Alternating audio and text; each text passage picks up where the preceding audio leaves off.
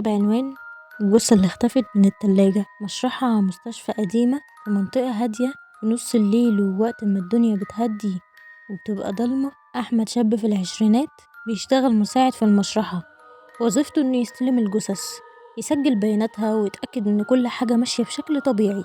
كان يومه عادي جدا، شوية إجراءات ورقية وشوية تنظيم في التلاجات اللي بتحفظ الجثث، لحد ما حصلت حاجة قلبت الدنيا. في جثة وصلت الساعة 8 بالليل، راجل خمسيني مات في حادثة عربية، وتم تسجيله في السجلات تحت رقم 306. أحمد استلم الجثة، سجل كل حاجة، وبعدها دخلها التلاجة المخصصة زي ما بيعمل مع أي جثة. بعدها بساعتين دخل المشرحة يراجع كل حاجة، بس حس بحاجة غريبة. باب التلاجة اللي حط فيه الجثة كان مفتوح. مش بس كده، الجثة مش موجودة جوه.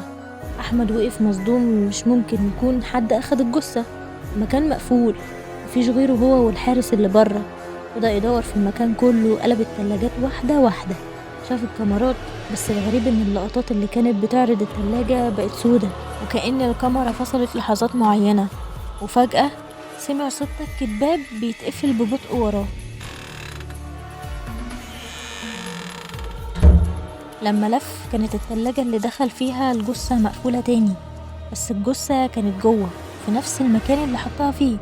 اتجمد في مكانه وحس برعشة في جسمه،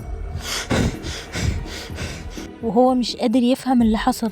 الجثة دي ازاي خرجت؟ وهل كانت اصلا خرجت ولا كان مجرد وهم؟ في الليلة دي احمد قرر يقدم استقالته، وقالها بصوت واطي: الموتى لازم يفضلوا نايمين، وانا مش ناوي اصحي حد تاني.